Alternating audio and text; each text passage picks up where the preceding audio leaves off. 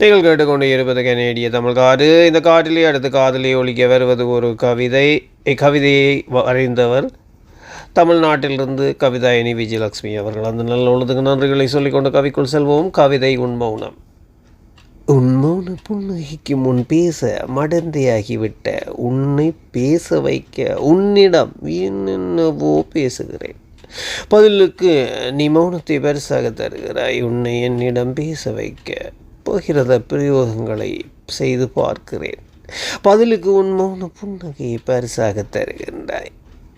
அந்த மௌன புன்னகைக்கு முன் என் அத்தனை முயற்சிகளும் ஆயுள் இழந்து விட்டன என்பதை பகிரங்கமாக ஒத்துக்கொள்ளுகிறேன். எப்போதாவது பேசு. சந்திப்போம் அடுத்த கவியூடாக. நன்றி அன்பு கவிதாயினி விஜயலட்சுமி அவர்களுக்கும் அன்பான அன்பு உள்ளங்கள் எல்லோருக்கும் இருந்து விடைபெற்று மீண்டும் சந்திப்பேன் என்ற நம்பிக்கையில் விடைபெறுகின்றேன். இது ஆர்ஜிஆர் மோகன். நீங்கள் கேட்டுக்கொண்டிருப்பது கனேடிய தமிழ் காற்று.